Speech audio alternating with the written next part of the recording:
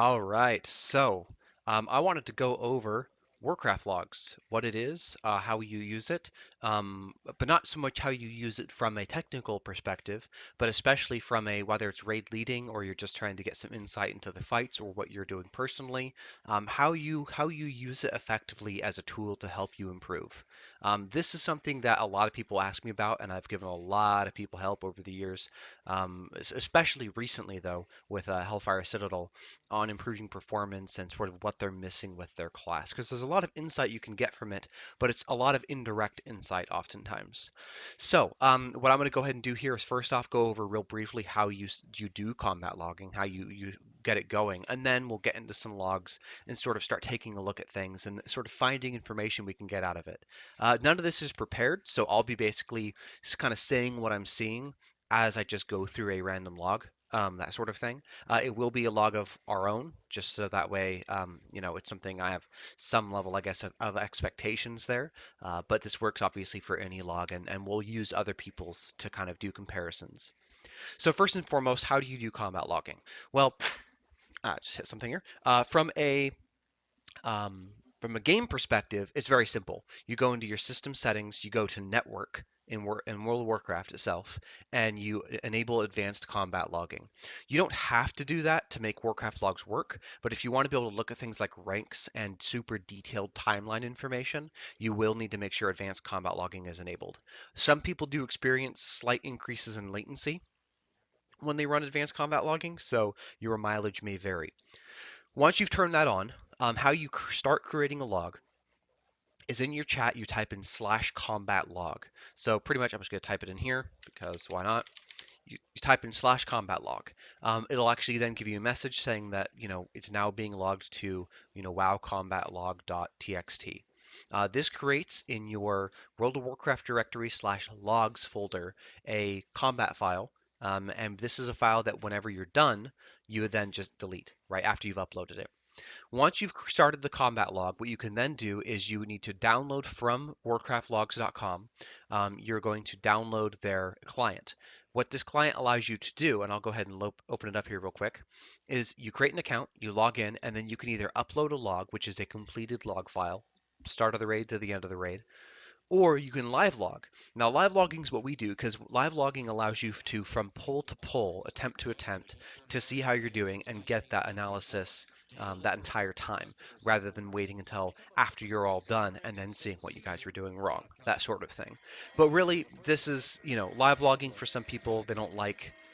I don't know why they wouldn't like it, whatever. But there are situations where you can't live log. So you cannot live log if you're already in the middle of a fight or if the fight's over, because that first fight will get ignored.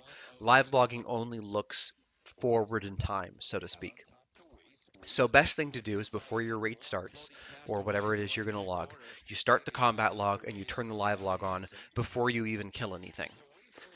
So once that's done, you're just going to click it and it'll just have you select whether or not you're going to load it to your own, to your guilds, what you're going to do, and then a description if you want to, and whether or not you want it public, private, or unlisted, that sort of thing. And you can choose the directory if your logs are going somewhere else or if you store them somewhere else. Pretty straightforward, and you click go, and then it goes. It generates a button that says view report, and that will take you to the logs link. Once it's there, it'll now show up under whichever you selected it. So let's say, for example, we're going to let it show up under um, sure, we'll just grab this one. So here we go. Heroic Archimon kill. This is pretty much what it would look like. You have all the fights up here, so you can go ahead and scroll through and really easily see what fight you want to look at, as well as the wipes. Once you've selected the boss, you can then go through underneath it and select the attempt or the wipe. Pretty straightforward. The phases don't get used that much. You can look at specific outputs, for example, like, okay, how were people doing specifically during the last phase? But all that does is isolate some of the information here, which can be helpful for certain circumstances. However, generally speaking, because the same information is available when you're looking at the whole thing, you don't need to. So let's go ahead and take a fight like we'll look at Tyrant Velhari. Okay, so with Tyrant Velhari here, um, we have 4 minute 56 second kill. First piece of insight. All right, how long was the fight? When you have fights that are really short, ranks, things like that, numbers start to get really, really skewed because the percentage of time that people's cooldowns were active during the fight increases. So the more DPS you have, they also make their DPS even more because now they're making the fight faster for all of each other. This is really important when you're looking at ranks because things like a 3 minute kill, everyone's going to be purple and orange ranked, right? Whereas, when you look at a 5 minute kill, it's going to be more average to everything. And this goes for DPS mainly. This isn't as big of a deal with healers. With healers, ranks are tricky because, if somebody is doing most of the healing and there's not extra healing required, right? Because everybody's full health, then it can be real easy for everyone to rank really low. But there are ways you can look at this information beyond just ranks. See, these give you general ideas of what sort of problems to look at to see if you can find the reasons. It doesn't mean that people aren't good. It doesn't mean, any of that. But what it means is you might want to look into it some more, which is where the analyze tab comes in, as well as problems. So we're actually going to start with problems because it's a little bit simpler to go over. But if we look at the problems tab, this is where you look at things like avoidable damage. So a lot of the information here is pretty crap as far as what had issues versus what doesn't, because it doesn't take gear and strategies that you guys are using into account. But in general, being able to see who's taking the most damage and why is very important. So for example, myself, I'm shifties in this instance. I took 1.14 million avoidable damage. Well, I can tell you right now, as an overgeared healer, it's because I was in a situation where I knew I could just heal myself through the damage and not worry about it while I could keep others alive, right? I was only putting the strain on myself. And the damage was taken from standing a lot of into spoiled ground, as well as the tainted shadows. There was actually in this particular pull, there was a miscommunication. We had a bunch of people stacking on the wrong side for Tyrant, for Font of Corruption, but that's beside the point. I never even got close to dying during this fight because I just healed myself through it. Whereas if somebody's taking a lot of damage because they're running around in circles during the first phase, right, that's obviously a big problem. So in general, this is a great place to go just to sort of, again, you get pointed in the right direction. That's how most of Warcraft Logs works, is pointed to, it sort of lets you know which question to ask, right? So you can see a problem, you can see a symptom, and then you can look further into it as to whether or not there actually is an issue here. So take, for example, low healing. So if we look at these rankings again, we would see, wow, these people only did really low performance for their levels. Well, let's see why. Let's see what happens. So if we look at the healing tab, and we see here, obviously, where I was at in terms of healing, where they were at. Let's look at overhealing done. So there wasn't a whole lot of overhealing done either. So if they don't have a lot of overhealing done, people weren't all dead, and Shifties is sitting here at the top. I'm sitting at the top of this. What we can sort of determine is that it was less an issue of them not being able to necessarily perform. We don't know. We don't have the answer to that question, but that there just wasn't enough damage going out for them to need to heal through it, which was actually more or less what happened. The fight was not that hard to heal through, and I was getting to the heals first because HOTS reign supreme, especially on certain fights. So, but there are other things you can get on other fights. So let's say, we look at a fight like Archimonde, right? Okay. So we see a lot of overhealing is happening. So what we're seeing here is that we have three very strong, very effective healers, and the one who's winning is who can snipe the heal first. Because if we look at the raw healing done, which includes overhealing, everyone was a bit above it. And there are fights and examples where this gets even more splintered. Actually, I'll see if I can find one real quick too. Let's go to our guild run, and we will go to something like, um, actually, no, what was it? I want to see if there's a heroic lower where we did something like this. Let's see. Was I on this? This was not what I was on. I was actually DPSing for this one. But we'll just go ahead and go to one of our mythic kills, and I'll just do Iron Reaver, for example. Go to healing, and it's a similar thing. When you look at this, you can see that myself and Jay both had a huge amount of raw output in comparison to the other two healers. So We were winning on healing still because we were getting to the heals first. But the important thing to remember here is that there was a lot of heals to spare. So if people were taking more damage, we could have still healed through it. We weren't having a problem because of our healing. When things really start to be bad is when you start to look at these logs and you see that there's not very much overhealing, but everybody's still dying. And what that means is that you don't even have the room for extra damage. There's no wiggle room. Whereas, as you can see here, we do have a lot of wiggle room. But what we can also see is that potentially some of the healers just aren't able to perform as strong on that fight. So whether or not we're sniping the heals or not, which of course we are in that case, we have healers that are probably ending up with downtime where they're not even casting heals because their overhealing is significantly lower during these fights versus ours. It could also just being, casting smart. But these are things you have to look out and start asking and kind of looking from log to log to see whether or not somebody's low performance is really just a matter of reaction time, because that is a big thing people don't take into account when analyzing healing is reaction time. Who got to the heal first? We can have people where they're all pulling 60 70k, then we toss myself or Jay in there who have a lot more experience. Suddenly they're all the other healers are pulling 30k and we're pulling 110, and it's specifically because we just managed to get to the heal first. And it's not to say that like that's a non-issue. Reaction time and people having slow reaction time to heals is a problem, and it's something that should be addressed. But there are things you can then look at in regards to, it's not just reaction time. Okay, what's their internet like? What is their, system specs like? That sort of thing. And you can start asking some of those other questions.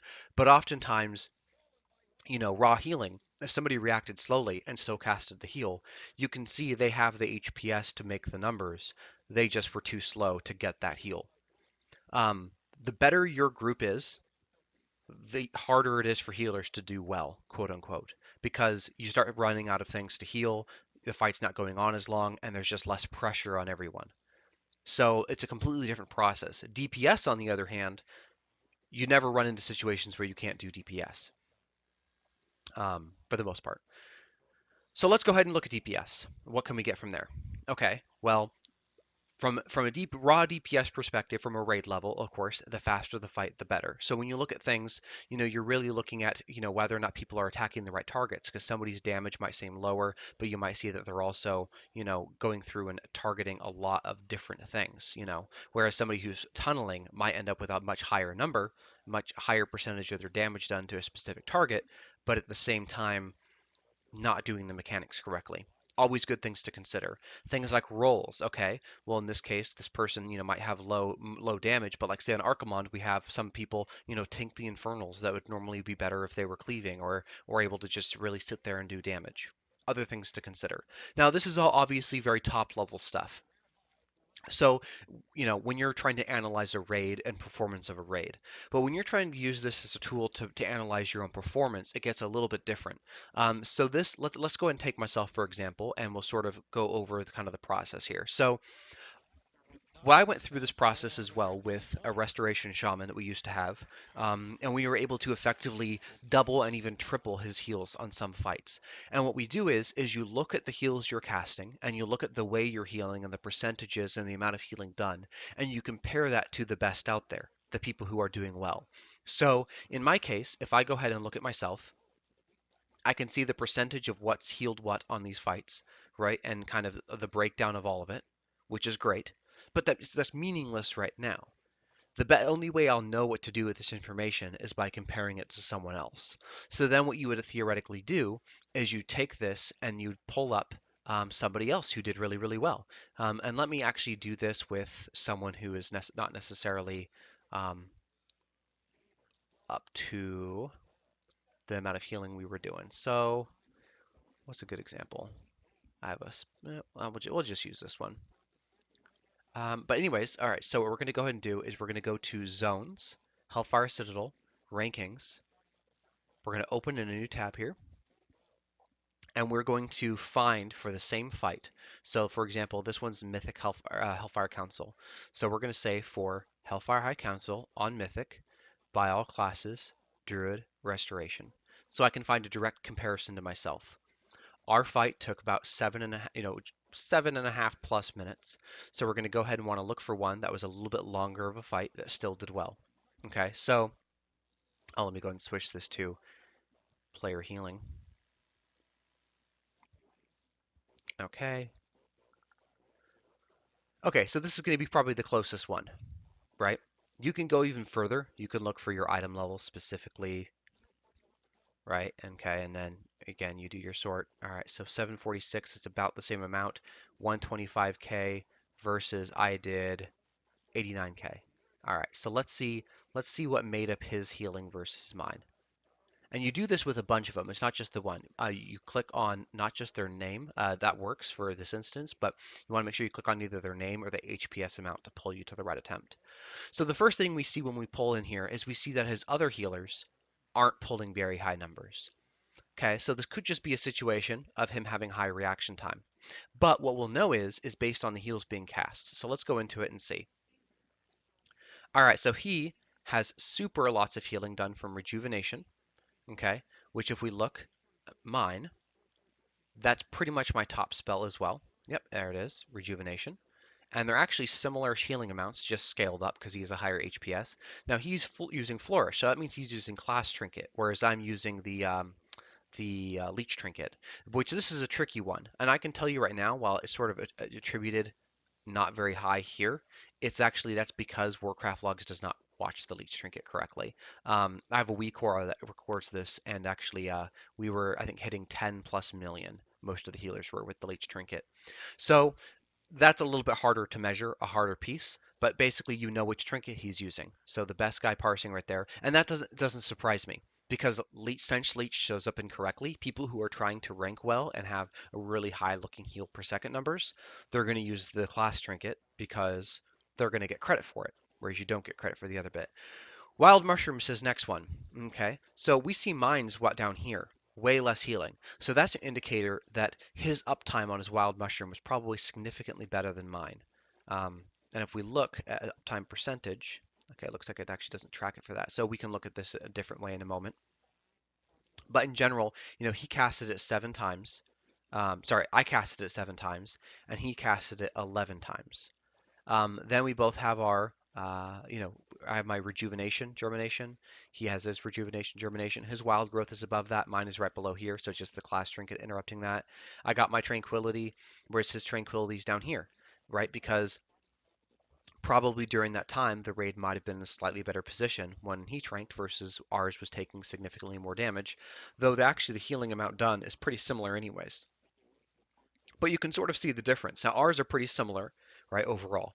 But what you do come across is you come across situations where, you find healers, like for example, in the case of the shaman I was referring to, he had a lot of single target heals on every fight, pretty high up on his healing table, almost the top heal, usually above chain heal.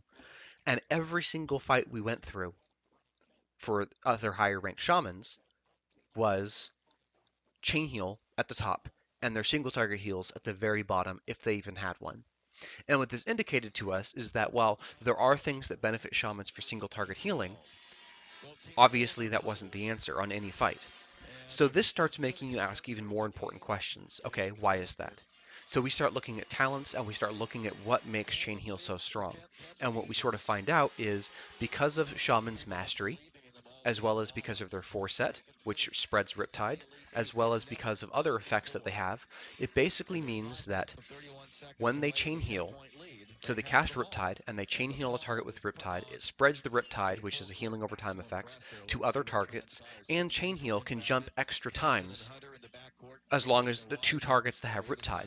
So effectively, by just spamming chain heal after doing Riptide, you are getting Riptide on everyone and getting more jumps of your chain heal every time, which is making it more mana efficient and generate more overall healing. And we only ever came to this conclusion because we had to ask the question, why is Chain Heal better in every circumstance? And it's because the benefit from stacking all those effects on each other is so strong that it outweighs the situation. It also comes down to something that I've talked about in videos about how to heal as a restoration druid, doing what your class is meant to do. And while you might have fairly strong single target heals, a resto shaman's a raid healer for a reason. A resto druid is a raid healer for a reason. If you want strong single target heals, that's when you start looking at things like paladins and priests and stuff like that. specifically like disc and things. Um, but you don't get those questions until you can sort of see if your general abilities you're using are lining up at least to scale. Because it doesn't matter that I didn't do as much HPS, because like we talked about before, that just comes down to reaction time and comes down to you know who how much damage the raid is even taking. Because a skilled raid might not take as much damage. Um, so yeah, so those are some pretty important things. But then you can start to get really, really picky into this as well. Also, one thing to point out is if we look at his raw HPS and we compare it to our group's raw HPS, we can see that our healers were sitting up pretty high, and actually the order of things change, whereas theirs are not nearly as high. Theirs are all low 100s versus ours being mid to high kind of deal. Um, but you can also start getting even more picky. So let's look at something. This is specific to restoration druids, and I should point out with all of this that you do need to have some basic understanding of your class in order to know which things to investigate. But this was again the shaman's a great example because this was something that we had used to find this out. Talent choices. So I was looking through to sort of compare what buffs do these guys have up. Right, so looking at the shaman, we found that healing stream totem was a buff he had up all the time. So we're going to go to buffs. We're going to exit this, and we're going to say the source of the buff was the druid. I'm going to do the same thing for myself. Buffs, source of the buff was myself. We did this for the shaman, and we found, oh man, he has healing stream totem everywhere. And, that our shaman didn't. And that was an immediate indicator. Okay, that's a talent choice we probably should be using. Took a look at it and the talents and the things that went around it, and it improved his healing, and he started getting a significant contribution to healing from Healing Stream Totem. But for druids, it's things like, okay, look at uptimes. Was your harmony up the entire fight? Did you keep rejuves and life blooms up? So looking at this guy, he had almost 100% uptime for rejuve, really high uptime for harmony, really high uptime for a secondary rejuve, and decent uptime for life bloom. That's pretty solid. That's a pretty solid one. We don't really have to worry about a whole lot else for resto druids. Let's look at myself. So if I look at myself, I can see my leech trinket was active almost the entire time. Rejuve also nearly 100%. Not quite as high on the harmony either. Definitely not as high on their germination, and definitely not as high in life bloom.